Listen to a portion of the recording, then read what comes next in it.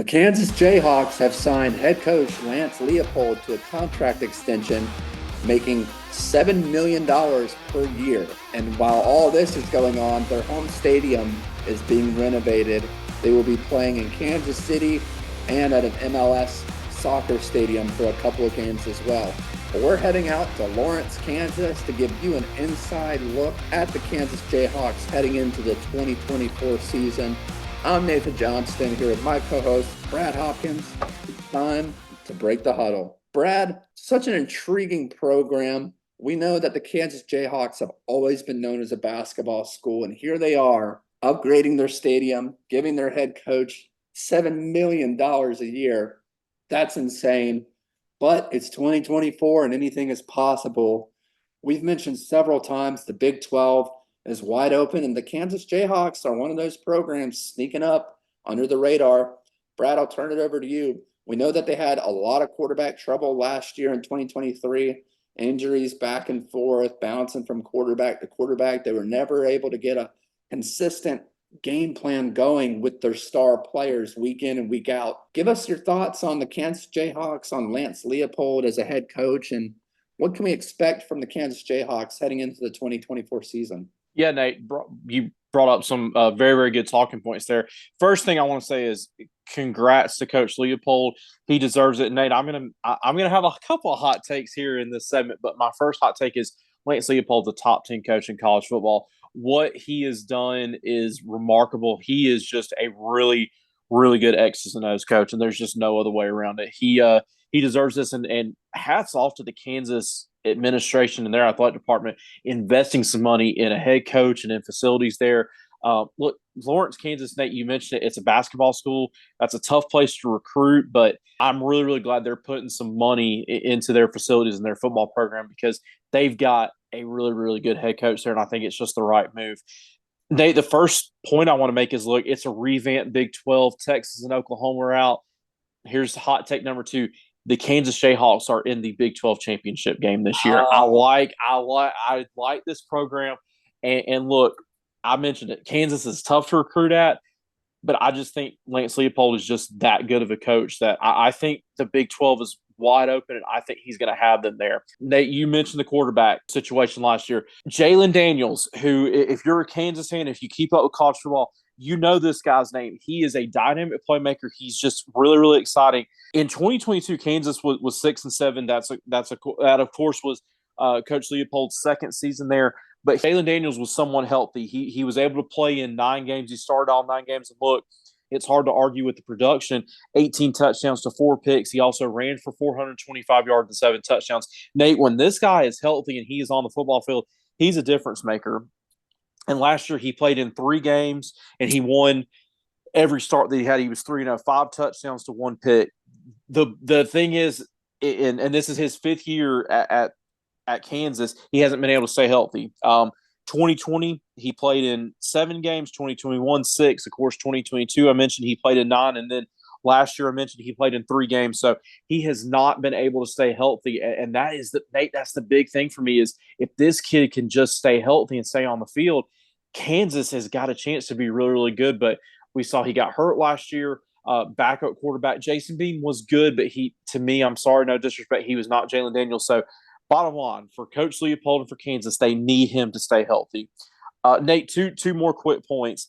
Kansas, it's a revamped coaching staff to an extent. I really, really liked their offensive coordinator last year, Coach Andy Koltnicki, I believe is how I pronounce that. But he makes the move to Penn State, which hats off to Penn State. I think that's a very, very good move.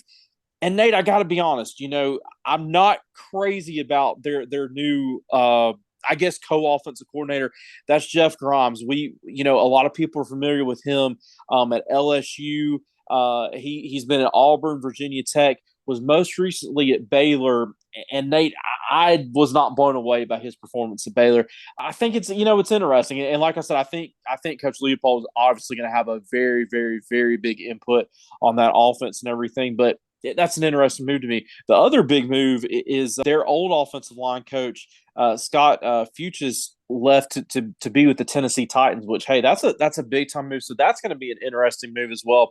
And then finally, one name in the transfer portal that Kansas was able to pick up. And this guy is flying under the radar. But Nate, here on Break the Huddle, we like to look at guys transfer from FCS to FBS. And this is one that I'm just kind of watching out for. Dylan Waduki, he transfers from Youngstown State, very, very successful program. And this guy didn't put up just crazy numbers, but 4.5 sacks last year. He's played a lot of snaps, 6'4", 265. He's a physical guy, going to be playing edge there. And just a name to put in your back pocket there that I think can make a little noise at Kansas. But Nate, I had a couple of hot takes. Like I said, I think Kansas is going to have a chance to play in the Big 12 championship game.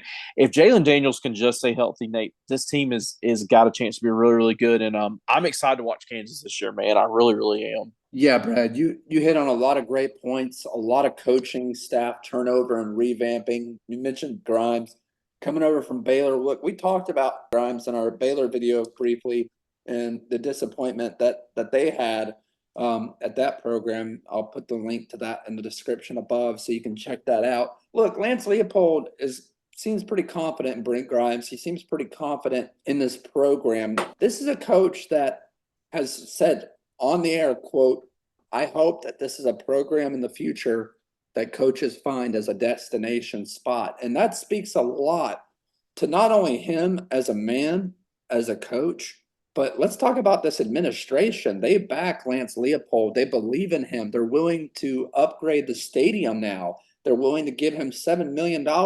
And to me, that speaks far beyond any transfer, any new recruit coming in from high school. Look, if you're a new recruit in high school or you're a guy thinking about entering the portal, Kansas is a place to go, man. It really is, especially with Texas and Oklahoma leaving.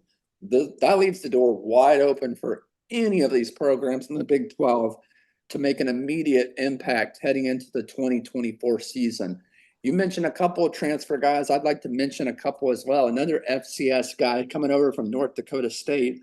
That's defensive lineman Javier Durrett. I think I pronounced that right. 6'3", 270. This guy made a major impact with the Bison the last couple of years. And look, this is a guy, he's coming back home to the state of Kansas, and I know he's excited to play for Lance Leipold and the Kansas Jayhawks. Another key thing that I really noticed about the Kansas Jayhawks is, look, they knew that they needed to go out and get some linemen, both on the defense and the offensive side. Look at this. They get interior offensive lineman from Iowa State, Daryl Simmons.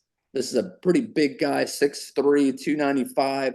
They also get another interior lineman in Shane Bumgardner, 6'3", 290. And they also get a tight end from Iowa State, and Deshaun Hanukkah comes back home to the state of Kansas. This is a big kid, 6'6", 225, only a 3-star on the ratings. But again, when you look at a program like Kansas, they're not necessarily going to get these splash 5-star guys, but they're going to be able to look back and realize that they developed some really, really good talent. I feel pretty optimistic for the Kansas Jayhawks, more than I do most programs in the Big 12 heading into the 2024 season. If you're a Jayhawks fan, you've got to feel really, really good having Lance Leipold as your head coach. It seems very, very promising in Lawrence, Kansas for the Jayhawks. Let us know in the comments what you think about the Kansas Jayhawks extending Lance Leipold's contract. And if you're a Jayhawks fan, be sure to subscribe down below.